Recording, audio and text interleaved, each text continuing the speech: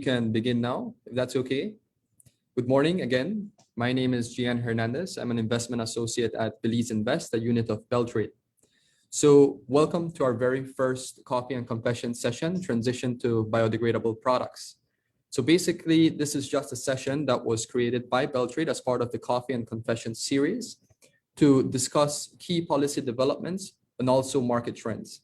So this is just the first part of that series.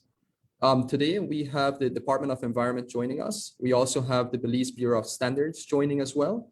And they will play key roles in this discussion in regards to providing updates and also to discuss more, to have a conversation on how this would impact small businesses in Belize. So as a first, I'll go ahead and just introduce the panelists for this morning. That would be Mr. Anthony Mai from the Department of Environment. And also it would be Mr. Lloyd Orellano from the Belize Bureau of Standards.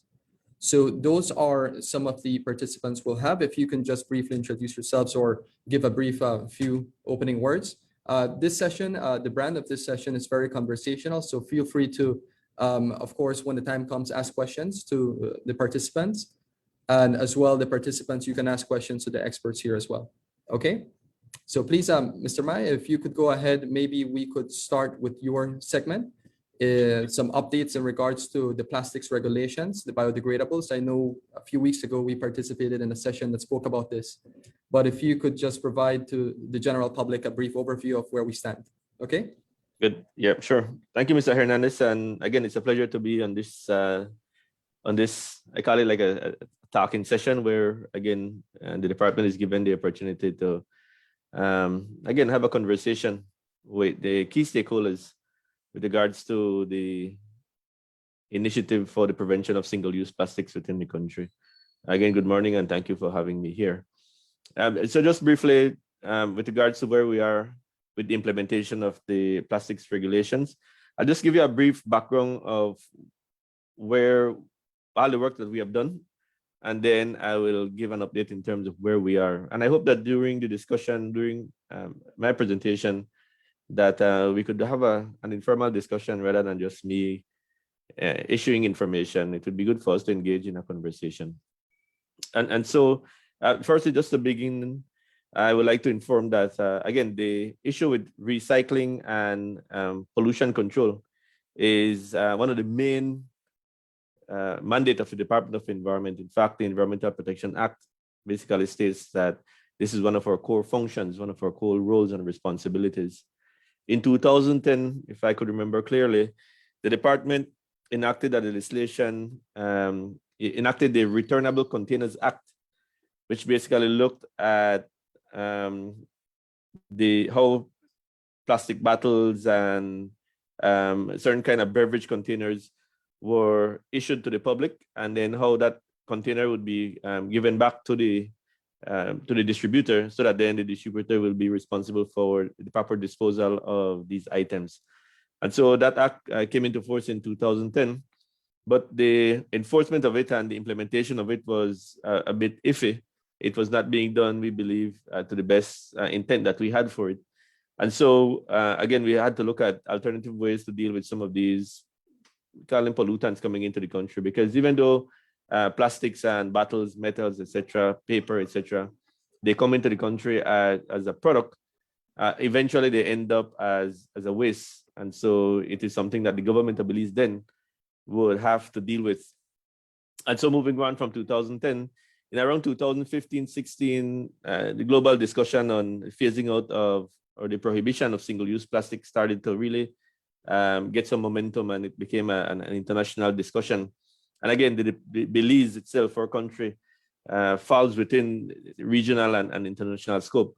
And so in 2015-16, we began to look at the policy to actually phase out single-use plastics more deeply.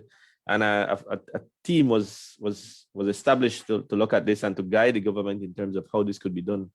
In 2017, the team consisted of the DOE, obviously, the Belize Solid Waste Management Authority, the Ministry of Economic Development, and the Customs Department, at least as a small group, to see how we could guide this process forward. The first thing that the group did was the group enacted, so we needed to know what was going on. And so situational analysis was done on the returners Returnable Continuous Act and of the Belize recycling sector. And the information that was provided to us by the consultant was quite alarming. It showed basically that of the recyclable materials coming into the country, for example, polyethylene and the PET bottles, glass, aluminum cans, etc. And there was quite a large amount of these products coming into the country. And obviously, when this product comes into the country again, when it is discarded and no longer needed, it comes at a cost of the government to dispose of these particular products. And so a move was made to develop a policy and later a legislation to basically ban some of the items that had the greatest quantity. For example, single-use plastics. Again, single-use plastics for us is one of the most serious concerns because, again, plastic is harmful to the environment. Eventually, it is harmful to life because, again, if you throw a single-use plastic bag on the ground today and in 2 weeks you would pass the same location, you would not see it there. But again, the plastic would break down into what we call microplastics. And once it breaks down into microplastic, it is almost impossible for it to be removed from that location. And then obviously it goes through various stages of digestion and it moves up into the food chain, eventually creating problems for all living things, humans included. I remember I saw a very interesting advertisement on single-use plastics and plastics in general, where the essence of the advertisement was that we consume, we eat what we throw away. And so basically at the end of the day, we consume the plastics that we throw away. So this was a big initiative for the Department of Environment. We know that there was that something needed to be done. And so we developed the policy. The policy went to the cabinet, and the policy basically asked cabinet to approve the implementation of regulations to basically ban certain plastic products. Now, the cabinet basically gave its approval, I think, in 2016, I think. It was in 2018, actually. Cabinet gave its approval, and the approval from cabinet was specific to single-use disposable carrier bag, commonly referred to as plastic shopping bag, the T-shirt bags that normally is issued at all the supermarkets and etc. And also the single-use disposable plastic containers and eating utensils such as plates, cups, straws, spoons, knives, forks, etc. And also for us to prohibit the disposable styrofoam containers and eating utensils such as the clamshell styrofoam container, the plates, the cups, spoon, forks, knives, again, etc. Again, styrofoam is as harmful as plastic when it is disposed into the environment. And also styrofoam pallets used in the manufacturing of styrofoam containers and eating utensils. Basically, the products that are manufactured within country. And so cabinet was very specific in terms of what approval they gave us. They said that you couldn't deal with all the plastics coming into the country, but you could start and narrow down with these particular items. And so immediately the group basically began to look at how a legislation could be put in place to deal with this particular issue. And in January, I think 14, 2020, the Environmental Protection Prevention of Plastics Regulation was enacted. And the regulation basically did exactly what I mentioned. It basically prohibits, so there's two things that the regulation did. The regulation basically prohibits certain products from coming into the country. And so by prohibition, we mean that it is not allowed to come into the country. And then the legislation also restricted certain products from coming into the country. And so we need to be mindful of those two categories in terms of what the law did, right? So for example, because plastic, the single-use plastic bags and the styrofoams were what we consider the major issue in terms of harming the environment and life, those items were prohibited, right? And biodegradable products that we want to transition into were restricted products. Say you could bring them into the country, but a permit would be required for these products. And so that was how the law was enacted. And immediately we began to enforce the law. Of note, there were some specific timeframes within the law that, again, were put in place so that we could have this in a phased approach.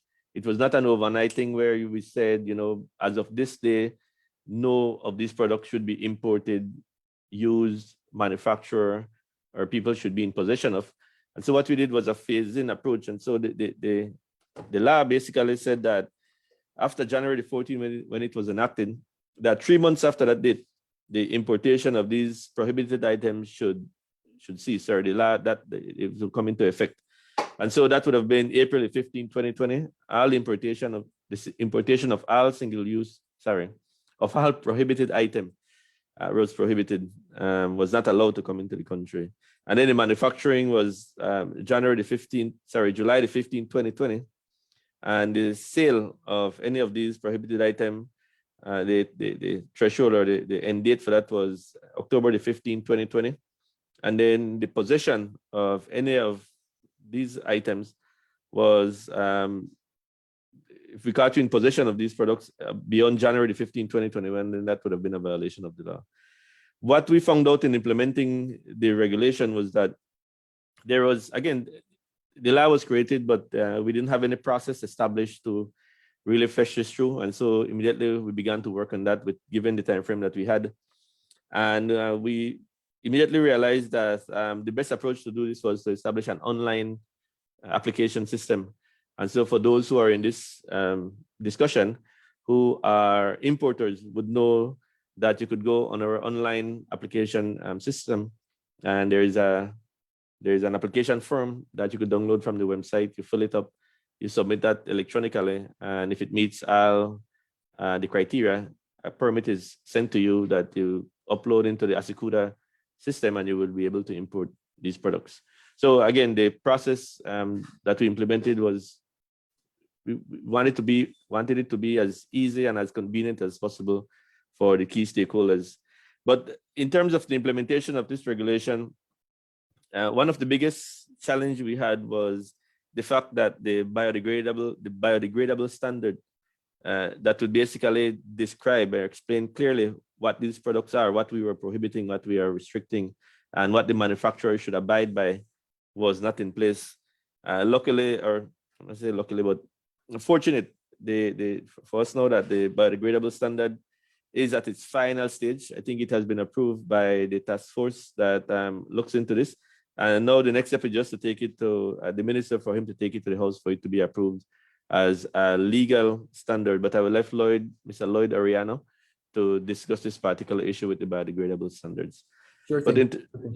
but in terms of the implementation, again, because of that hurdle, because the standard was not in place, we spoke to key stakeholders, and they were saying that it is impossible for them to meet the timeline that was established under the law.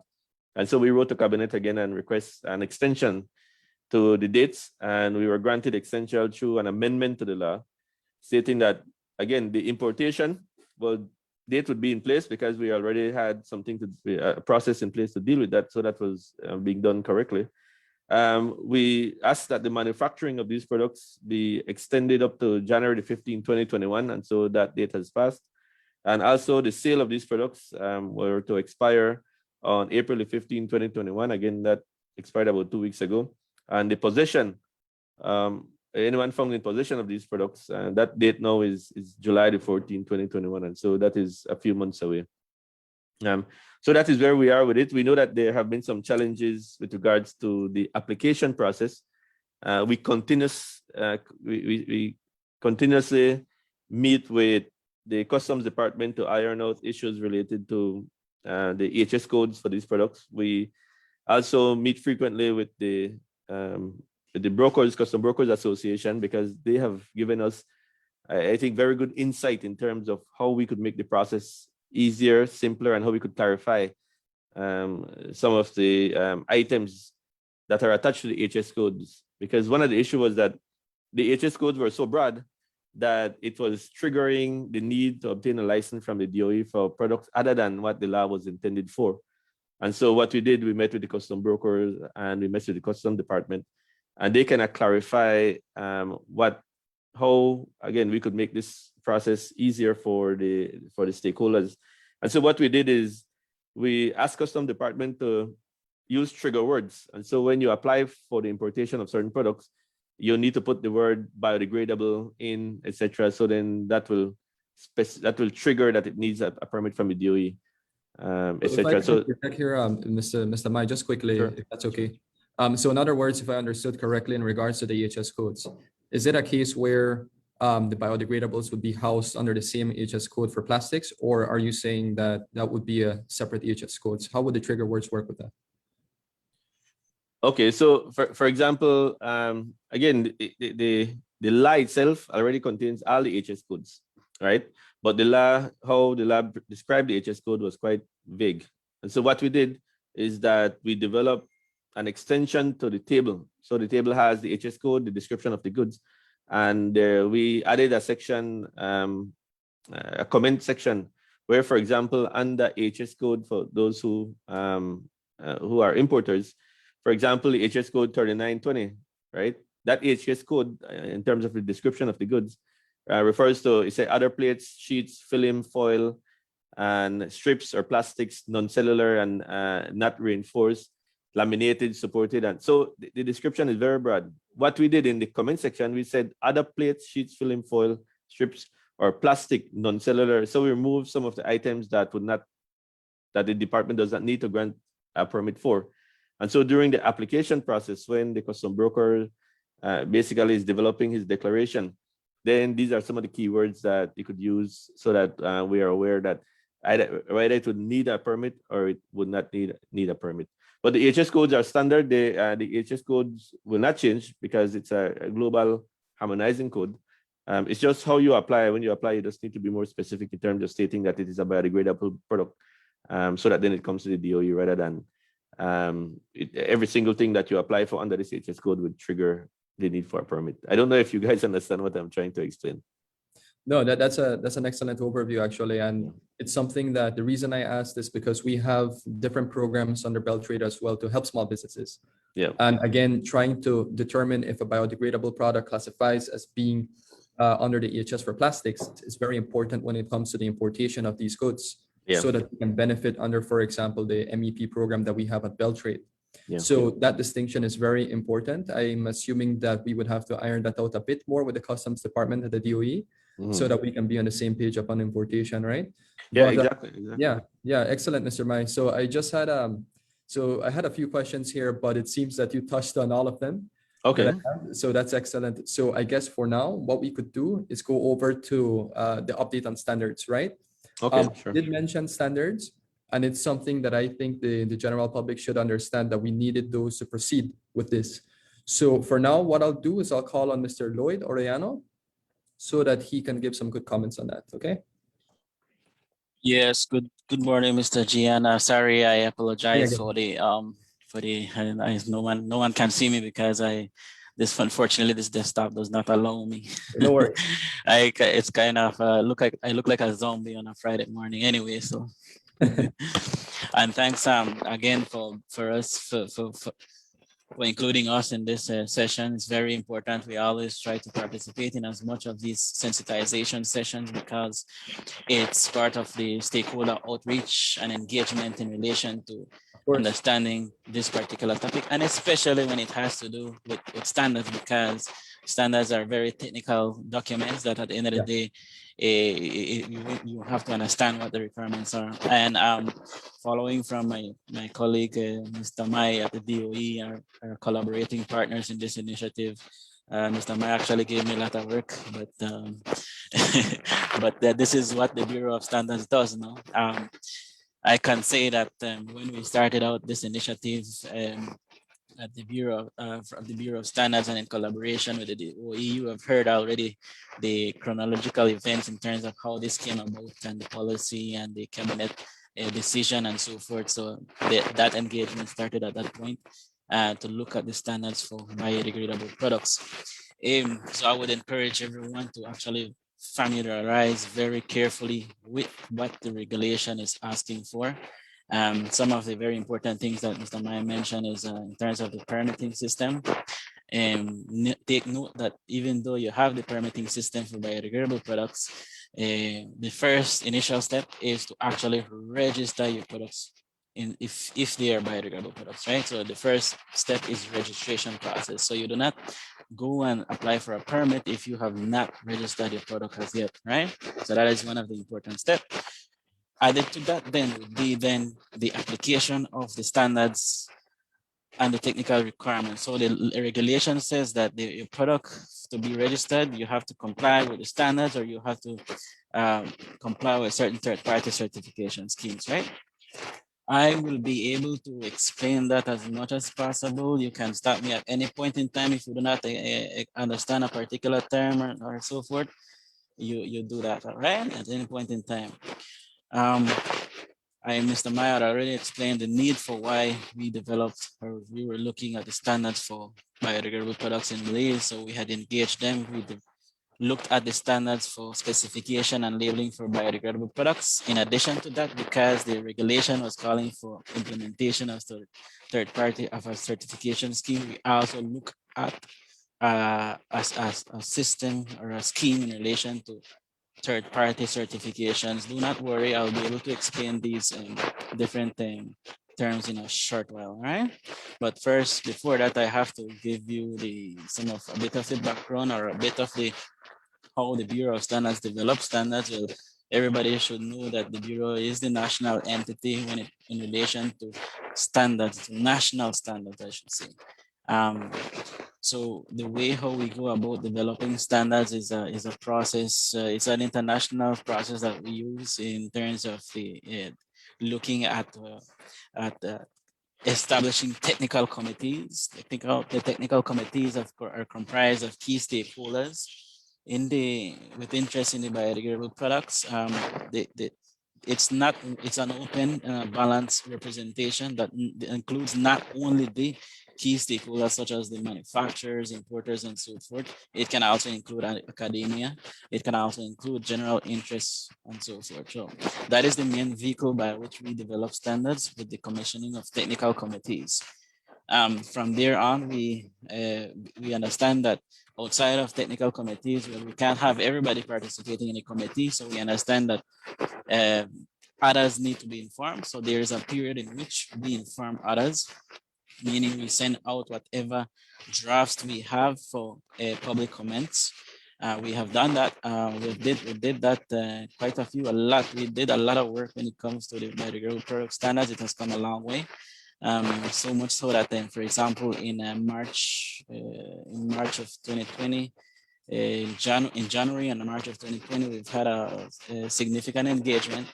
One of the setbacks here, the challenges here, is that while I mentioned the technical committee and the expertise, we found out that there was not that much, or I have to be careful how I say this, but in terms of the expertise required, and biodegradable products being a fairly new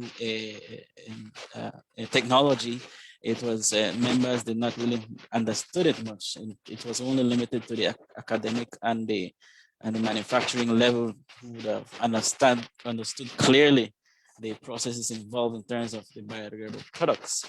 So then, because of our MOU with international organizations such as ASTM, we had managed to procure the services of a technical expert through the Department of Environment, who came to Belize to actually conduct sensitization sessions on biodegradable and compostable materials. Of what does this actually mean? Because it's certain criteria that have to meet.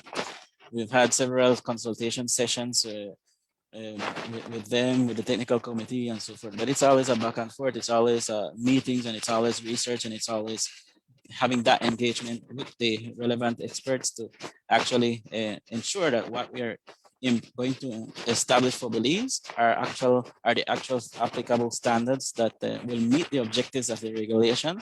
And not only that, but also to meet the interests of the country on a whole, and at the same time, not providing any hindrance or barrier to any particular stakeholder. All right.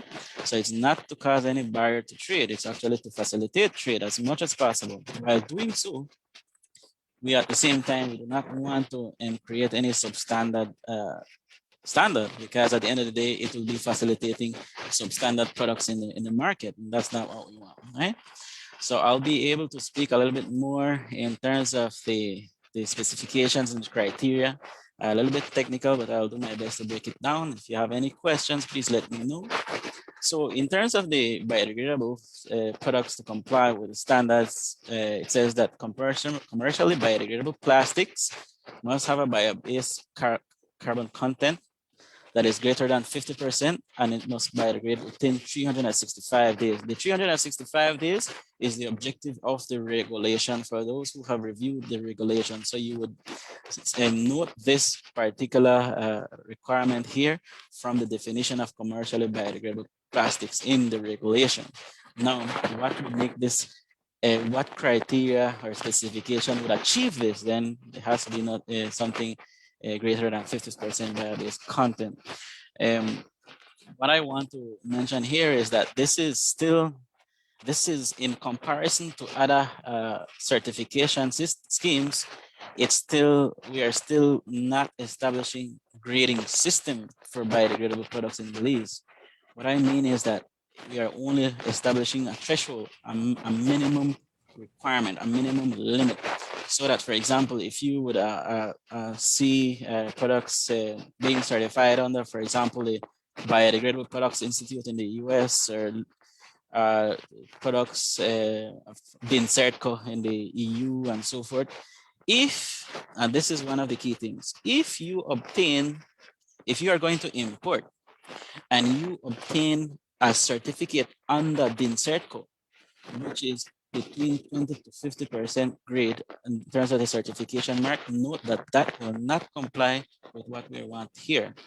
Remember, it's greater than 50%, right? So you have to ensure that they have a grading system from 20 to 50%, 50 to 85, and above 85, right?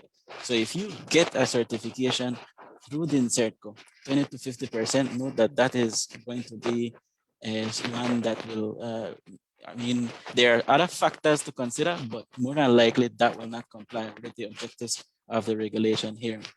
So, and take note of that one way to comply is through the presentation of third-party certifications, and the other, which is a little bit more technical, but you would have to get a test conducted at the third-party laboratory. And this laboratory has to be an accredited laboratory to be that is accredited to perform the specific scope in terms of determining the bio-based carbon content, in terms of determining disintegration tests and so forth. So that is another form of how you can show that you are complying with the standards, or through the presentation of third-party certifications to comply with what we have as the certification scheme, right? So, but I'll be able to go in that in a short while. So in terms of the bio-based carbon content for the commercially biodegradable plastics, greater than 50%, and it must biodegrade within 365 days. So whatever you are sourcing or producing, you have to ensure that it is within these limits, okay? In terms of the disintegration of the test material, because after something biodegrade, you still have things remaining. Well, it has to be greater than or equal to 90% disintegration within a specific treatment time of 180 days. Note that all these requirements here are based on controlled conditions. All right, so it's never that you will throw out a biodegradable cup in the grass outside and it will perform this way. No, this is always in control conditions. It will always be difficult to obtain the control conditions at one point in time in the environment as it is. However, the standards have to be set up in such a way that it is always on a determined control conditions. All right. Disintegration during composting, it is disintegration for plastic products after 84 days, no more than 10% of its original dry weight. All right. And it's in terms of biodegradation, again, I would have mentioned this, that the conversion to carbon dioxide has to be within 365 days. period and to attain the objectives of the regulation. If you get something, and I would tell you this, that if you look at that, all the other, at all the existing certifications around the world, you would notice that 365 days is not stringent. More so, you have some that are 180 days, some 90 days, right? So if you're speaking about a compostable product, that is going to definitely be 90 days, right? So we're not, the standards at this point in time are not stringent when you examine existing certification schemes around the world, right? In terms of the labeling requirements, the labels have to comply with the following requirements. One, in terms of it has to say what is the material composition. Well, nowadays they're using different types of biomass, feedstocks, and so forth. All of these things have to be declared. It has to declare the time to biodegrade, but not exceeding 365 days, right? Characterization of the product. In terms of the date marking, the best by date to comply with the date marking is the preferred option. Now, a best by date is the date which will tell you that a date that guarantees that the quality of the product is still there. It does not say that after the date you cannot use the product. It just says that that is the date by which the quality of the product is still guaranteed. It also has to include the safety precautions. It also has to include the percentage of bio-based carbon content, right? I'll tell you that, for example, I work along with other persons in the region, in the CARICOM region at this point in time. The CARICOM is currently developing the standards of biodegradable products, so we are one step ahead of them, but we are contributing to that process nonetheless. And I spoke to some of my friends in Guyana. They said that, well, they went ahead to establish a regulation, but when people start to see that they need to comply with this regulation without a standards reference, then everybody start to label that thing as biodegradable. You see, so that is without having the reference, national reference in terms of standards and ensuring the conformity assessment part of it, then you find that people start to label everything as biodegradable, and that is not something that we want. What I mentioned just now are the core labeling requirements. There are some optional labeling requirements that you can have as well. One, which has to do with the certification marks. For example, I just mentioned to you in the INSERTCO, if your supplier is complying with the INSERTCO's certification scheme and in the range that is permissible under our certification scheme, then you can apply, you can have the INSERTCO certification on your product. That's no problem. You can also have your microwavable properties on the product label. And you can have registration and identification marks, because remember, in the registration process, you will have a registration number and so forth given to you. All right, so you can have that as well. You can have identification marks from your specific company on the label. That's not a problem. The purpose or the use of the product, and also storage conditions, because normally if you go, we mentioned that the threshold is 50%. However, the further up you go, 80-90%, you find that storage conditions become a key role in preserving the shelf life of the product. Right, so you can have that as well, not a problem. Other environmental claims that is not permitted. However, if you include it, then you have to provide justification as to why you're including it. For example, claims such as if you're saying that it's environmentally safe, environmentally friendly, earth friendly, non-polluting, green, it's green, nature's friend, ozone friendly, ecological. These are things that you try to refrain from, but at the end of the day, if we can have a fully scientific justification as to why these claims are being made, then we can allow that, right? So that is in a nutshell I'm not, if you notice, I'm not really going into the actual discussion on the test procedures and so forth, because that would take us some time. I would have spent 2 days talking to you about that. And the different conditions under which these things were determined at the committee level and so forth. Yeah. Now, I will speak to you in relation to the third-party certification. So remember, I told you 2 things. One of this very important in terms of compliance to the regulation is that you present the first part here in terms of the standards.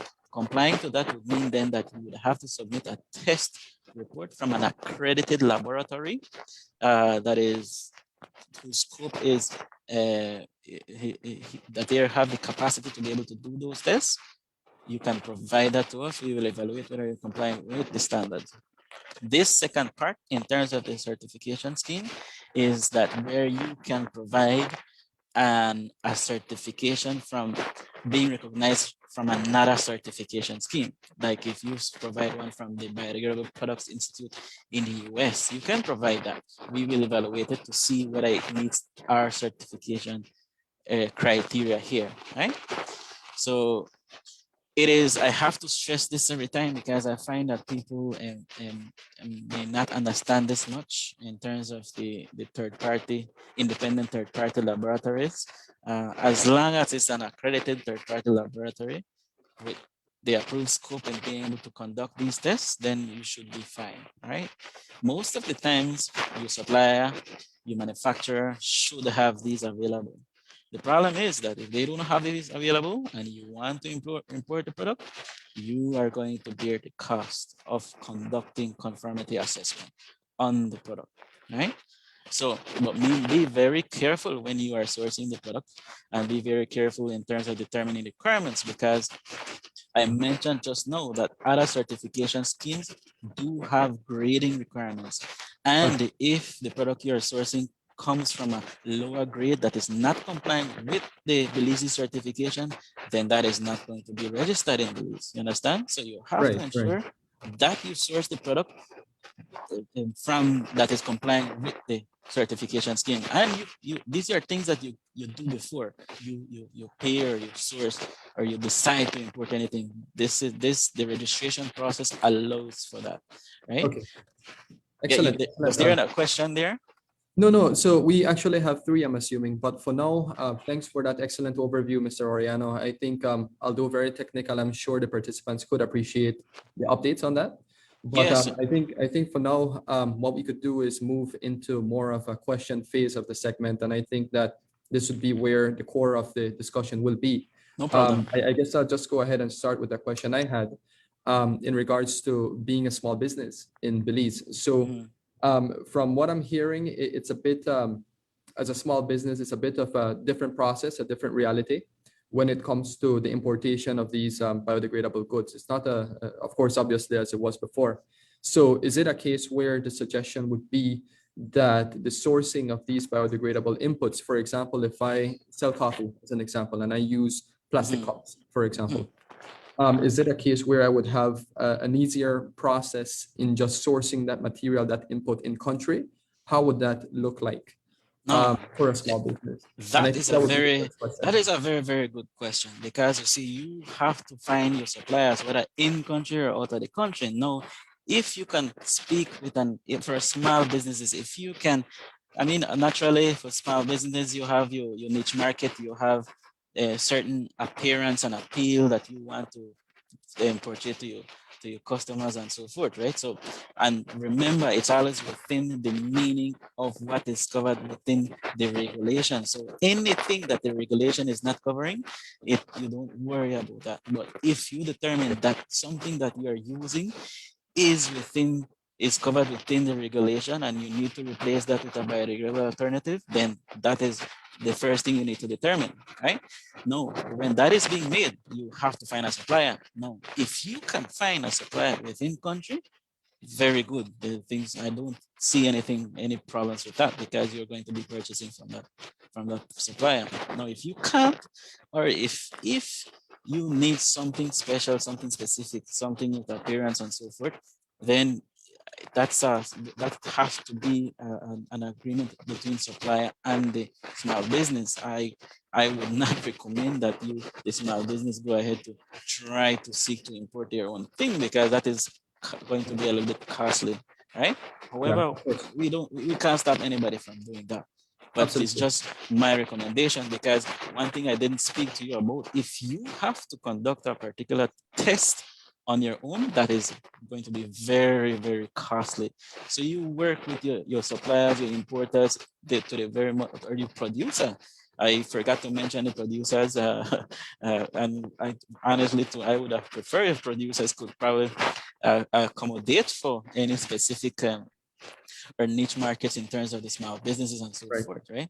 So that would be very good. Now, there will be questions of logistics and so forth, but that could be ironed out. This is something that in the implementation phase, Mr. Hernandez, is that it's not going to be something perfect, but it's something that we're going to be improving on a case-by-case basis, I would say, right? But Absolutely. at the same time, we want to ensure that even the smallest small businesses can be accommodated for as much as possible, and that is how I recommend that we work with the suppliers. For now, I don't know exactly if they're importing directly or if they're sourcing from an importer or a producer. I don't know, but I mean, these questions come into play because at the end of the day, you have a certain appearance, you have a certain client that you need to keep up with, and then you need to know where you can source it. So Right. from now Right. on, you know the requirements are first. If it does require a permit, or if it falls under the regulation, you know you need to source this from somewhere, and then you need to find out who you can source it from, right, Mr. Okay, Hernandez? no problem. That answers the question for sure, Mr. Oriano. So the other question that we have here from one of the participants is, and I believe you clarified this a bit, but will the Belize Bureau of Standards test biodegradability of a product locally? So I don't think this was mentioned, was it? No, well, okay. First, why we are using a third-party certification system in Belize is because we do not have the in-house testing capability, unfortunately. And that is the short answer to that question. So we are Excellent. No not problem. testing anything within country. We might Right, have right, maybe, right. for example, things like FTIR analysis and so forth, spot checks and so forth, but that is not an accredited approach, an accredited system that we're going to use. It's just a spot check thing to check. Okay, excellent. Thanks for that quick response. Just another question here as well, and it's a bit of a technical one, but this was by Mr. Low. He's asking is if you could please provide the 2 ASTM standards that needs to be complied with. That's the first question, actually a comment. And the second one is please provide a list of accredited labs. I'm sure this would also prove useful to these businesses, right? Right. So okay, on the first part of the the ASTM, anyone who would want to view any ASTM documents, you can email me. We have an MOU with ASTM that we have access to all those standards, all ASTM standards and test methods and so forth, right? So we can view those in relation to the listing of available testing laboratories. We do have a listing for sure, but at the same time, the most important thing is application of the definition of an accredited laboratory, so that the listing is not confined to that listing. There can be other laboratories that have the same capability. So it can also be outside of that, because remember, what if I say that everything have to be tested in the US at certain laboratories? That's us being really restricted to that. No, we are not being restricted to that, but you can source a similar. Once you apply the definition, you can source from Taiwan, you can source from Japan. It will work fine. The next thing is that we are not being overly restricted still when it comes to third-party laboratories, because, and I will explain this right now, because we know that certain manufacturers or suppliers have an affiliation with existing laboratories. So what if we were to say that the certificate that what you're providing to us has to be from a non-affiliated third-party laboratory on part of the manufacturer of the products, that will be very, very restrictive, right? So that is it's going to be a strict thing that we are not we are not considering that at this moment in time, right? Okay. So that we're saying that you can get from your manufacturer this information so long as the laboratory is an accredited and recognized laboratory that is capable of doing and conducting the testing across the different parameters. Okay. Right? Okay, excellent. And Yeah. Can I just ask Mr. Oriano, Yes. in the future, do you guys plan to maybe put the list of the accredited laboratories on your website? Again, Of course, with a disclaimer. yes, and that will be updated on a regular basis, because as you have on a case-by-case basis, you have someone coming with a different lab, we evaluate it, and then if it complies with the criteria, then we put it on the listing, you know. But you know, that is something that we will be able to develop over time, and we will have that available on the website. okay, Perfect. that would be good for sure. Yeah, Excellent. because even the standards, I think at some point, the DOE will have the standards on our website, and I don't know about the STM ASTM methodology, but again, this thing needs to be easily accessible to the stakeholders and the general public. Yes, of course, exactly. Yeah, exactly. Yes. Okay, excellent. And I think for now, it's just fair to allow some questions from the participants. If Oh, I could and raise your hand. can I mention one last thing? Well, Yes, not go one last ahead. thing, but an important thing here in terms of the test reports, because we will not be accepting, if you submit a test report or a certificate that's 10, 15 years old, that's not going to work. Okay. You know, we need one at least 5 years old. At least 5 years. Okay. Yes, so you have some people who have 20 years, 50, no. Okay. That's very lengthy, yes. Yeah, that's yeah. Excellent, no problem then. As I mentioned before, if you have a question, you can raise your hand and we can go ahead or you can unmute too, that's fine, and ask your question to the experts. Now is the time for a few minutes before we move on to the next segment of the session.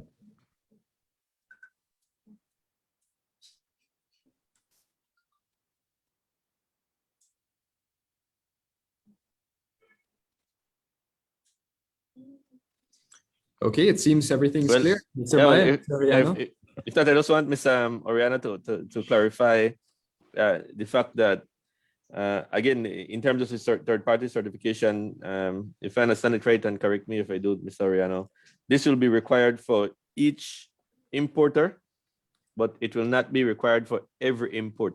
Am I right by saying that, Mr. Oriano, please? Sorry, please repeat the question, Mr. Maya. No, just seeing if I could make a clarification, or not a clarification, but just to inform that, at least from where I sit, I was made to understand, and correct me if I'm wrong, that the third-party certification will be required from each importer that imports these biodegradable products, but it won't be required for each importation, right? Is that so? It's kind of the other way around. Okay, sorry. Because one of the key words that we mentioned just now is the registration process. Yeah. So if I am the first one importing a product manufactured by someone in in Mexico, mm-hmm. and I get it registered and say, come, Mr. Gian Hernandez, import the same product from the same company. Then you don't need for register again. It's already registered product. Yep. Oh, okay. You understand? Yeah, I get it. So one registered product can have multiple importers. Mm-hmm. Okay. That's how it is. Excellent, I see. Okay, I think we have another question here from Mr. Lowe. What are the new revised effective dates on the ban? I think this is one that's key for small businesses, indeed. Yeah, sure. I mentioned earlier that, again, we made an amendment to the legislation, and the new dates now for manufacturing is basically January 15, 2021, which obviously has passed already. The new date for the sale of these products and the prohibited products is April 15, 2021, which is a few weeks away. A few weeks ago. And then for being in possession of 10 of these items and more, the cutoff date for that is July 14, 2021. Again, initially, we were contemplating requesting from Cabinet another extension. But again, the Bureau of Standards had kind of ensured us that the standards would have been ready within a few months. And so as it stands now, Mr. Ariano could clarify this better, but I think that the standards now could be put in place. We could begin to use the standard, even though it has not been fully approved by cabinet. We could still, at least for now, begin to use it on a voluntary basis, Mr. Ariano. But those are the new dates. For manufacturing, it's January the 15th this year that has passed. For the sale of restricted products, prohibited products, it's April the 15th, which passed a few weeks ago, and in possession is July the 14th of this year. Yes, thanks, Mr. Mai. Yes, sorry, I think that I never mentioned in terms of the actual status of where these things, the standards are at this point in time. Yep. However, I'll state that very quickly right now. Well, at this point in time, yes, the standards have already passed through the Standards Advisory Council. So they are now can be used as technical specifications for the implementation of the regulation and or the third-party certification scheme. So they have already been submitted to the Minister for Agriculture, and we are now only awaiting his his approval to go ahead with establishing these standards as compulsory standards, right? So I think by July 1st, we're going to have an effective SI for these standards already, which of course will be shared with everyone once that is done. Yeah, I think as it is, we are planning a stakeholder sessions with the Bureau of Standards to present the standard as it is. And for us to have the same type of discussion that we're having, Mr. Hernandez. So again, some public education, public sensitization will start very soon. Yeah, that will never end. That will be a continuous process. Yeah. Yeah, absolutely. And this is just the first, right? Yep, exactly. But just one question here from Mr. Penner. In the future, will there be a list of approved biodegradable products, foreign and local suppliers that MSMEs can access without doing independent testing? So it's actually on the chat if you'd like the reference, but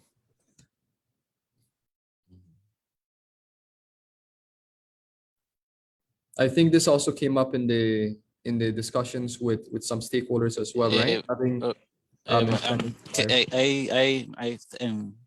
In this question here, okay, so I know that once there will be a list of registered products for sure, because that is required under the regulation, but that we will have a list of, and I think that this is where the question is going to, in terms of the list of approved biodegradable products, because even from local and foreign, this is going to be included as part of the registration process, to have this list of registered products available. Okay, excellent. All right, so I think those are all the questions. If anyone else would like to comment or ask a question quickly before we move on into the next segment, we could do so very quickly.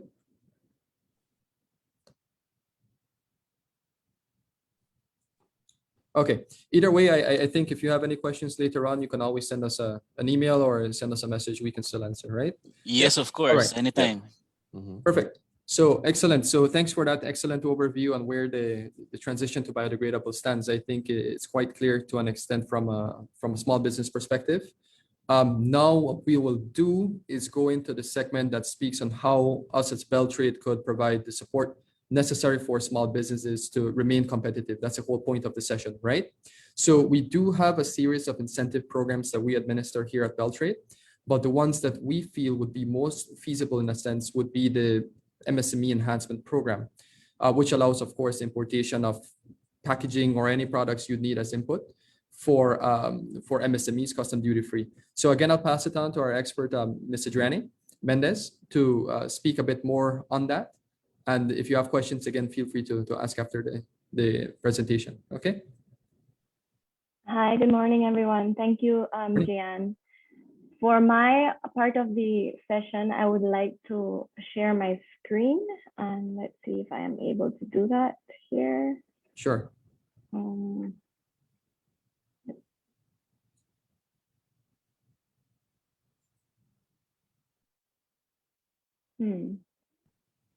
not seeing the option to do so. Oh, it should be in the bottom middle, yeah. Yeah, see.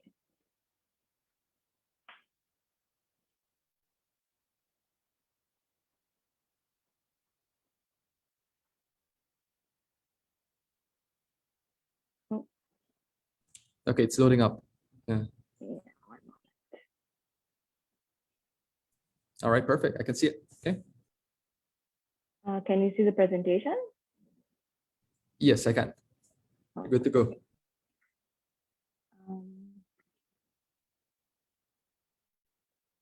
Okay. So on the topic of plastic materials and National Competitiveness Month, here at BELTRAIDE, we administer the MSME Enhancement Program. And as Gian has alluded earlier, in a nutshell, it's an opportunity offered to MSMEs to save money on packaging and labeling material. And it does this by eliminating the need to have to pay the duty when importing these items. Just to clarify, within the context of this program, we're not referring to single-use plastics, but rather plastics that are an integral part of the packaging in which goods are sealed for sale. So that's one clarification there. When we talk about MEP, it is necessary to highlight the role of packaging and labeling in business.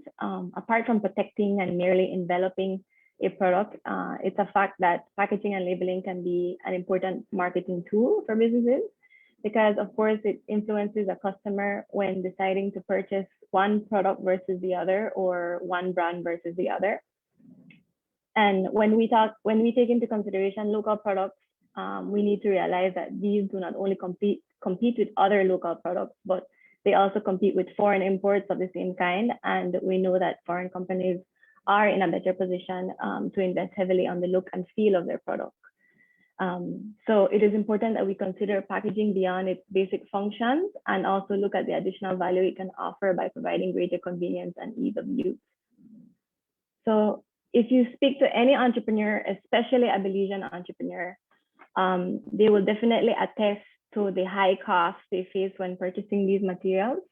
The local offerings, though they are many, may not always be a cost-effective option for smaller businesses, which many times forces MSMEs to opt for a lower quality, less attractive, or just a more basic look for their product. Given this reality, the idea of the program came about to enhance the competitive position of eligible Belizean MSMEs. It does this through the exemption of import duties and also allowing them to gain access to a wider variety of packaging and labeling materials. 2, gain access to higher quality materials at more affordable prices. Here I'd like to make reference to maybe having access to biodegradable and more environmentally friendly packaging materials. And 3, increase their competitiveness with enhanced visual appeal in the marketplace. Part of MEP's objective is to give them the opportunity to consider packaging beyond its basic functions. So that is our core purpose here. When we look at what is included under MEP, what can be imported, the program offers an exemption for items that fall within approximately 31 HS codes. This means that packaging and labeling materials that are classified within one of these customs codes will qualify for the exemption. The code system used by customs is quite technical, so to confirm that the item an MSME is interested in is allowed to be imported under MEP would require some consultation with either the customs department or a broker. But we here at BELTRAIDE can also help through that process for MSMEs. I also want to mention that it is important to know that when we talk about packaging and labeling, we're not only talking about material used directly to package a product. It's also that material that we use for transportation, for distribution, and for storage of the product. So we're looking at primary, secondary, and tertiary packaging and labeling material. So we just need to take that into consideration. However, the items that would most commonly fall within the codes on the list are those used within the personal care industry. We're talking about skin, body, and hair care products, as well as cosmetics. Those in the food and beverage industry, we're talking about dairy products, honey, jams and jellies, sauces, syrups, and spices. The nutraceuticals industry, we're talking about vitamins, health powders, dietary supplements. The industrial chemicals industry and pharmaceuticals. This is not an exhaustive list of all the industries or sectors that could use this program, but it does gives us an idea of the type of products that we're talking about here. So when we talk about the specific materials that are included, we look at varying types of prepared glues and adhesives. So think about a juice box with a straw attachment. You know, there's an adhesive that goes with that. Think about sealing boxes. For example, a mac and cheese box that you buy at the store, there's an adhesive that puts together the carton. So we look at assembling things with adhesive glues and adhesives. We also look at plastic-based films, sheets, and bags. For example, printed packaging rolls or coils. These rolls become bags when sealed. Think about Circle R rice products. Those bags are sealed, or the cellophane bags that are used by the many different fried tortilla chips producers that we have here in Belize. We also talk about plastic-based bottles, jars, and tubs, lids and caps. It can be of plastic or metal or any other material. We look at different variety of pouches, bottles for soft drinks, paper labels, staples, packing cases, and paleta sticks. These are the items that can readily be identified. It is not an exhaustive list of the type of materials that can be classified within the HS codes, but we always work with the MSMEs and look at what their needs are and see if it falls under the 31 HS codes that fall under NEP. So just to clarify, some of the items that are eligible for exemption are classified as restricted products, as was mentioned earlier in the presentation by the representative from DOE. So however, the regulation, please correct me if I'm wrong, but this is how I have interpreted it. The regulation part 2, section 5 does indicate that a permit can be granted for the importation of restricted products if the item is intended for use as a barrier bag. And barrier bag is defined as plastic that is an integral part of the packaging in which goods are sealed for sale. So this is a clear distinction that we're not talking about the single-use plastic, the clamshell, the cups, the carrier bags, etc., but rather packaging that is sealed and used to protect the product. So since the program caters to the material, sorry, I heard someone speak. Is that so? I was just saying that you're correct. Okay. Again, the law was very specific to what it is that we are prohibiting and restricting. And so because during the consultation process, the producers basically mentioned that there is not much alternative in terms of packaging material that are biodegradable. The law kind of excluded that from being part of it. I mean, it does have to go through some type of registration process, but it is not prohibited per se. Yes, thank you very much. So, and although I've seen some types of options for more environmentally friendly packaging options. I've seen a few online. We know that these are more expensive to access, so this program could help those businesses that want to appeal to that segment that needs that type of packaging. So this is what MEP is in a nutshell. Of course, the program does have requirements. It does have eligibility criteria. So, but it does look at supporting MSMEs who wish to proactively source their own materials directly from manufacturers.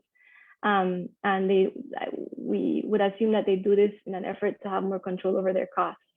The program also supports MSMEs that see the benefit of purchasing packaging and labeling materials at wholesale prices. And so we put this out there for anyone who's interested, or if you know, to share the word out there for MSMEs, and they can contact us to confirm eligibility and to go through the application process. So that's it for me. And if there are any questions, the floor is open. Thank you, Gian. Okay, thank you too, Adrienne, for that excellent overview. I think we have a quick question here, and it's basically asking what the thresholds are in joining the program. Okay, so I know that in the original presentation, it does have the thresholds, but again, it was much more, this was just to sensitize those who are seeking or are interested in the program. So if you could mainly just briefly elaborate on that if possible, please. Sure. So basically the requirements to apply for approval of an application, it looks at one, you submitting some very important documents, and those documents include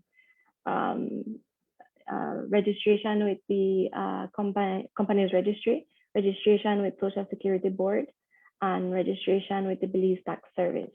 So registration with those three key entities is important for us. Once you submit that and you fill out the application form, we would consider your application. But first of all, we would need to determine whether your business, the size of your business, classifies as micro, small, or medium. So we have criteria for this, and it looks at the number of employees, it looks at the size of your investment, it looks at your sales yearly, and it also looks at the size of your manufacturing space. So these are criteria that we use to assess which category you fall in. And once you're not too large, meaning that you don't go beyond medium sized, you are eligible to apply. And there aren't much hurdles for application. Just submit the documentation, qualify as an MSME per our regulation, national regulation, and yeah, we can help you out in purchasing these items. Okay, excellent, good. Again, I'll just reiterate that if you have any questions, please feel free to either raise your hand or you can unmute and ask right away. I think this is a good overview so far. And now we call on questions from the Participants Symphony. Okay. Hello. Yes. Hi. Good morning, Marnix. Hi. Good morning. Thank you all for having these sessions. They're very informative and very helpful. I think both initiatives are excellent. The biodegradable one, and obviously this other one for the packaged materials. My question is, why not open the one for the packaging materials to be, for any manufacturing business? I understand there are some tax implications there, but basically what we need to be is competitive. For countries that we border, like for example, well, Mexico is a behemoth, and Guatemala as well. Why not open it up for all manufacturers? Because from my review of it, maybe about a year ago, to get you from being a manufacturer that is considered medium to what you consider large is a quick jump. And then you no longer qualify. Maybe in your first importation of packaging material, you might be medium or small, but by the time you get business going within a few months, you may jump into to a large, which then makes you uncompetitive from that standpoint as well. So is there any consideration to expand it? Thank you for your question. This specific program looks at catering to MSME, micro, small, and medium-sized enterprises for packaging and labeling only. But this is not the only program that is administered by BELTRAIDE. Belize Invest looks at, I think they have two other programs that looks at helping. It's a fiscal incentive program, and it helps larger companies. So I guess they can give you an overview on that. And those programs look at more than just packaging and labeling. We have a variety of programs that cater to different sizes of businesses. And that is why this one is not opened up to larger companies, because it's something specific to small business for a specific criteria of materials. So if someone from Belize Invest could expand. Yeah, that's absolutely correct, Adriani. That's definitely correct. And again, back to your question, Marnix, it's a case where, for example, if you go above the threshold for the MEP program, right? Then we do administer two incentive programs here at BELTRAIDE, the first one being the fiscal incentive program. And what this does is that it allows for benefits in the form of custom duty exemptions too, but not just on packaging. It's on anything that you'd need as input for your business. So this could include equipment, fixtures and fittings, any machinery, including the plastics that you'd need. So it covers a lot more, but again, you'd have to meet that threshold or pass the threshold of the MEP. So it's something that we administer, and we can definitely provide more information on how to apply to that. The other program we administer is called the Designated Processing Areas Program. And that's if you're seeking to manufacture a specific good, then we incentivize that process, that operation as well. So those are the two programs we administer at BELTRAIDE. And again, if you have any questions in regards to applying, feel free to let us know after, okay? Does that answer your question for now, though? Yeah, it sure does. Thank you very much. I appreciate that. Okay, excellent. Thank you. Any additional questions?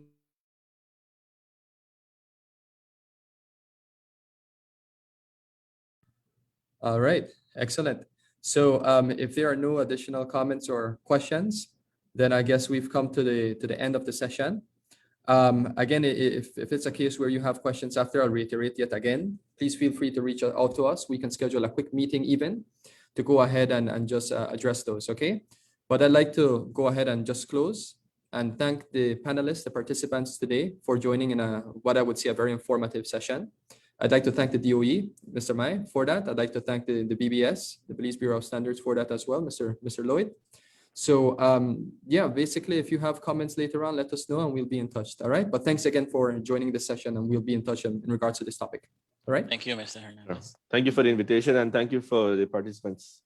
Absolutely. Thanks again. Bye-bye. Wishing everyone a good weekend ahead. Yeah, same. Safe one. Bye-bye. Yeah.